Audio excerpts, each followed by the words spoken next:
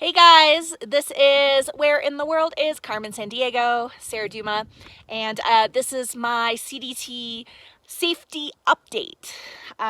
So since I posted the video back in CHEMO, New Mexico, calling out medic for being a liar on the trail and calling to light some of his past terrible things he's done in the past, what has happened? So basically, since that video came out, a whole bunch of people came forward and said yes, they have also been victims of his scams. Luckily, I had not heard of any more violent behavior, just a whole lot of lying and eliciting sympathy and people giving him money and so forth. So the police department, the sheriff departments of those counties got involved. I spoke with some sheriff's departments as well as people who had been scammed by him, and basically he was run off of the CDT. He was run out of the state and he was driven away from New Mexico. Then we kind of didn't know what happened to him, but he has resurfaced in California. So he is hiking a trail in California, not the PCT. He's hiking a coastal trail there, and he's claiming that rather than subject his body to cancer, he's decided to walk for cancer awareness, and he's going by the trail name of KIMO. And he has an Instagram page, and he is getting a lot of money and assistance and food, and he's really continuing to con and swindle people. And this is terrible and really bad for the long distance hiking community, because we don't want this kind of nonsense out there. Never mind, he is still a very dangerous individual.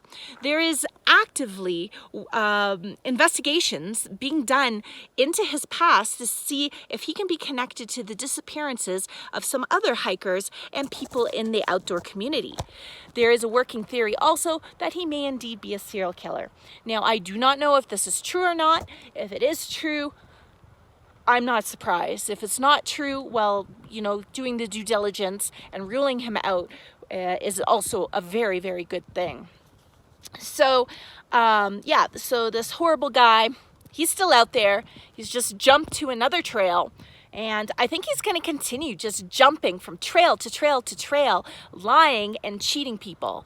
And hopefully, well, definitely, hopefully not committing more acts of violence against individuals and women.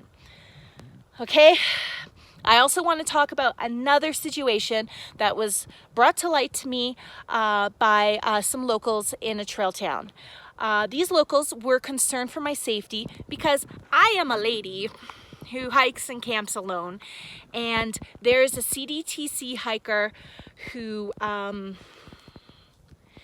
allegedly sexually assaulted a local while in town, and while intoxicated, while just overall bad behavior. Now, I want to protect this woman and not reveal the trail town nor her name, because she wishes to put the experience behind her, and she doesn't wish to receive any attention for it, because, and I totally understand sexual assault is something like repulsive and heinous, and it ruins your life in so many ways.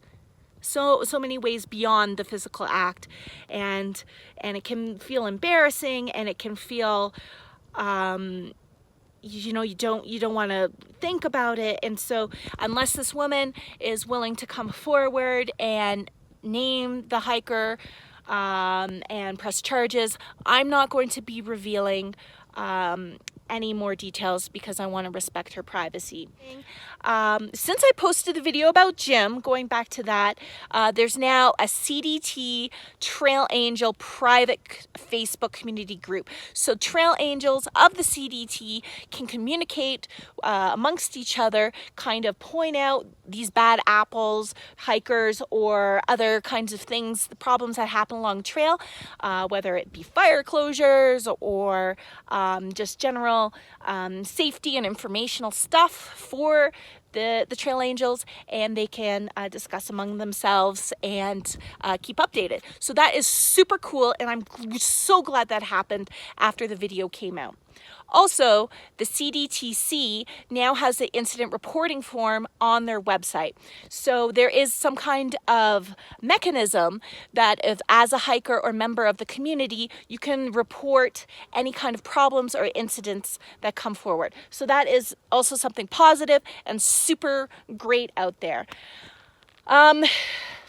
Going back to the CDT hiker who allegedly sexually assaulted a local in Trail Town, I do feel an obligation to come forward for the safety of other women and people along the trail, but unfortunately I cannot.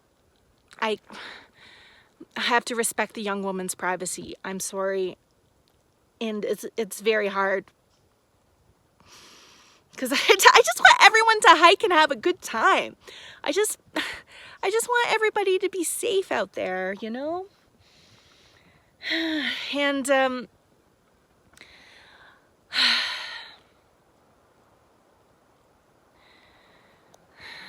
I've also been receiving some threats from people, so you know that's not a good thing since I posted that video. And I've also been receiving a lot of pushback saying that I'm only, you know, talking about the safety stuff to drive views to my YouTube channel, and that is absolutely not true at all. If there is another way that I could get the information out to a large group of people in the quickest amount of way, I would use that way, but I have a YouTube channel and it's public and I'm very honest on it, and I'm going to continue to do whatever I want to do and call out bad behavior along the trails.